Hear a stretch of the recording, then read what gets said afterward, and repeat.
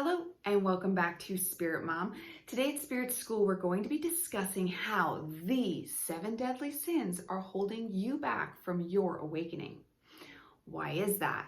Why does sinning stop us from awakening? Why was sin such a big deal in the Bible? And why is sin such a big deal in every religion? You just change the title of it. Sin is an opening, a gateway for negative energy to come into us and block off the us. The more we fill with negative energy, the less our positive souls can come into us. Our holy souls. Holy means complete. So when we fill up with sin and darkness, we stop our own holiness, our own completion, because to spiritually awake is us heading towards that holy place, that full, complete of our true self space. That is where we want to end up. That is the place of peace and bliss, the place of enlightenment. So let's get started. First on our list, though it needs to be done in no particular order, is envy. Now, what is envy? Envy is being jealous. Envy is coveting what somebody else has. Now, where can this stop us in our journey? Going beyond just opening up negative darkness that can come into us in our own ego life, envy, comparing, is going to create us to just be unhappy. If we are looking at somebody else, the grass is always greener on the other side, right? Wrong. When we get to that place that we think we want to be, when we see Steve in his big CEO job, when we finally get it, guess what? It's a miserable life and you never get time off and you don't get to see your family. Or we see Rebecca and she has a beautiful husband and beautiful kids and she looks perfect. But it turns out if you become friends with Rebecca, you would know that she's actually extremely stressed out and she's bottling everything up and has like 4 ulcers, right? So we don't always know that somebody's situation is perfect. Nobody is perfect. The only perfect holy people were the great saints. And guess what they did? They devoted their life to humanity. So if you have goals of perfection, then walk out of your car, your house, sell all your belongings. You have to like almost walk away from your family and go be perfect and holy in the eyes of the Lord, right? That is true bliss, perfection of no attachments is what the Buddhists preach. No attachments is how you actually find that high state of complete perfection. But we, as regular humans, are looking to achieve that, but still living our lives. I think the goal of this realm is to attach the ego to the soul so we can be fleshly meat sacks, but still be spiritual. So we can't be doing any of the 7 deadly sins, but we still want to be humans right now, right here. So be happy with what you have.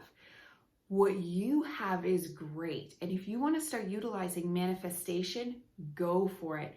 But being envious and coveting what somebody else has is not the way for manifestation. Manifestation is feeling within thine own self that you already have it. If you want to be happy, then feel already happy, because the things you're coveting are just because you want to be happy. Ultimately, that's what we're all seeking, is to be happy. But don't fall into the trap of sin. They're all traps that lead to unhappiness. So don't envy what somebody else has. If you want it, then start steering your life towards attaining it, but position yourself from a mindset that you already have it.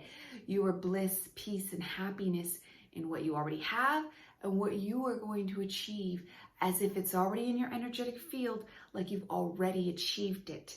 Don't go looking at Steve, Rebecca, Stacy Lou, whatever they are, whoever they are, whatever they have.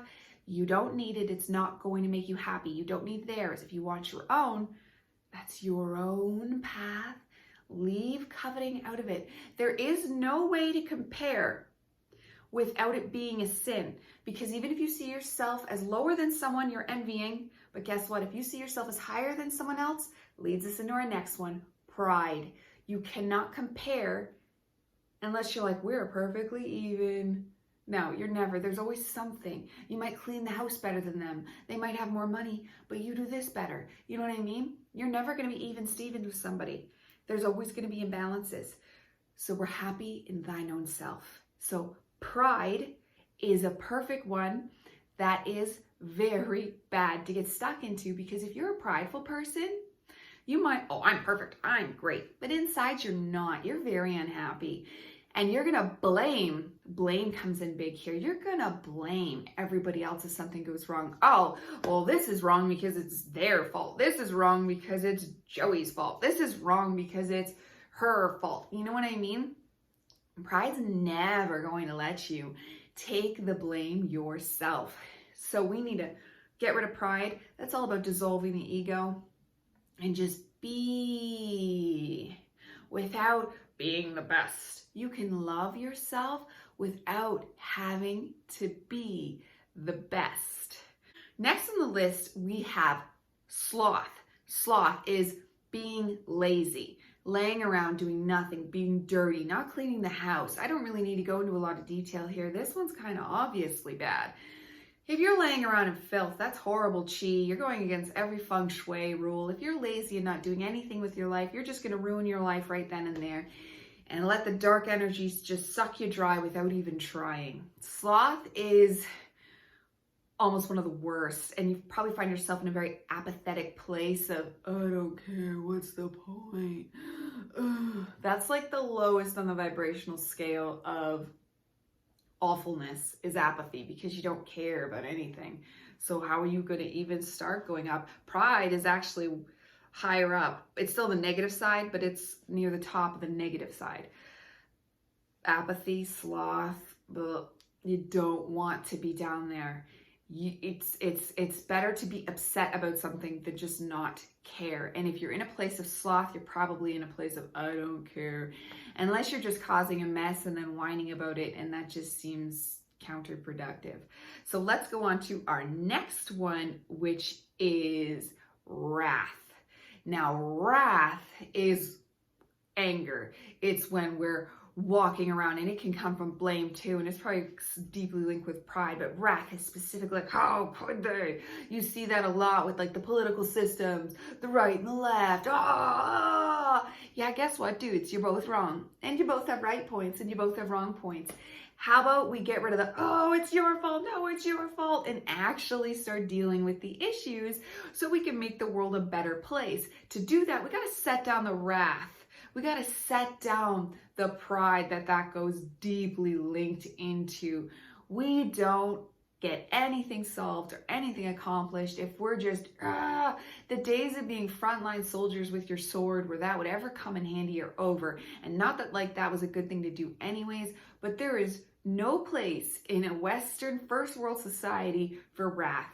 It is nothing but bad, and you are throwing out negative demon vibes yourself when you're yelling at someone. You're doing the damage, and that is evil. So next on our evil list is gluttony. Gluttony doesn't just have to be about food. It's also overconsumption. We live in a big gluttonous society. It's overconsumption of alcohol, overconsumption of shopping, overconsumption of anything really, overconsumption of love even, like not a pure sense of love, but overconsumption of affection, like in a very borderline personality way of you better love me, everybody's gotta love me. And it comes from this place of damage and just needing to fill an empty hole, a vortex that demons are all ready to fill with their gluttonous things they'll throw at you. So Don't do anything in overconsumption. You want to take everything as it comes with balance. That doesn't mean you can't enjoy things, by all means do. But if you're eating to the point it hurts, if you're drinking to excess, if you're shopping yourself poor, that's all bad and gluttonous. So stop. Next we have on the list is greed, which links perfectly with gluttony, because greed, more, me. But greed can go right into money. Money, I need more money, I need more money. No, you don't. You don't need more money. You can be perfectly happy sitting under a tree with nothing around you as long as you are peaceful in your own self. And I think it's perfectly fine to live a wealthy life if you can handle it. You can be as rich as you want as long as you can handle it from a balanced point. It's not greed. And hopefully you're doing a service that is bettering the world, because being rich is fine. I mean, look at Elon Musk. That dude seems very, very, very helpful. And maybe I'm wrong and he's part of the maniacal cabal, but I don't think so. He seems great. So that's he's a perfect person to show that you can have money and still be, and I'm sure he's not perfect. I've heard he's got babies everywhere, but like what he's doing with his money, he seems like he's trying to find ways to make the world a better place. And that's great. And we can all do that. So money isn't necessarily what's evil. It's what we do with it. And the greed and the hunger that we just chase after it. That is what becomes evil. Okay, so we've done envy, we've done sloth, we've done greed, pride, gluttony, and wrath. Now let's come to the last one, lust. Now lust is pretty much the one that's the biggest ticket for demons, because with lust comes shame and guilt and worry is the juice that demonic negative forces literally suck you dry with a straw. You're delicious to them. They eat you up. Think about any lustful act like porn and naughty business and doing like S&M kind of dirty. I mean, sex doesn't need to be a bad thing if it's with someone you love, right? And if it's coming from a pure place. But we live in a world where it is not coming from a pure place most of the time. It is coming from a demonic realm. And because think about it, if you do it and afterwards you feel great, you're satisfied, you feel pure and holy, then great. What you did is probably not bad. And I don't mean slightly gratified, like, oh yeah, I got it in. Oh yeah, look at me, I'm so great. No, I mean like, oh, we're in love. That was beautiful. I love you, sweetums. Like that kind of place where the orgasms come out into the quantum realm, which is a theory that would be great to have, but that doesn't come from a lustful place, right? Lust is when you feel disgusting after, when you just, ugh, or let's say you got it in, you're one of those guys that go around shooting it to multiple girls, or girls are doing it now too, shooting it to multiple guys, few a day, and you're feeling very satisfied with yourself. That's lust. And that's not the feeling of holiness we want to have after we do an act like that, right? That needs to come from a pure place. And that could be almost a lesson fully on its own, because it's really where you're going to let in darkness with shame, worry, guilt, those things. Oh my goodness. Shame is like the life force of demonic activity. So anything that's bringing you shame, get rid of right now. Do an inventory in your life of anything that brings you shame and get rid of it. Guilt, get rid of it. I'm not saying don't feel shame and guilt, but stop doing what you're doing. I mean, don't feel shame and guilt, but stop doing. I'm not telling you to feel good about what you're doing. Those are indicators that what you're doing is wrong. So don't do it. That's your soul trying to tell you it's wrong. But demons are going to eat it and they love it. So stop the activity. You'll stop the shame and the guilt, okay? Whatever it is, your higher self is telling you, and you know. So don't try to pretend otherwise with your pride. Okay, so that ends up being, this is a big thing to cover, and that was a big lesson. So please take these all into mind and do a whole inventory for all the ones. Envy, sloth, greed, pride, lust, gluttony, and wrath. Look at where those are in your life and get rid of them. Okay, people? I believe you can do it. Goodbye for now, Spirit Mom.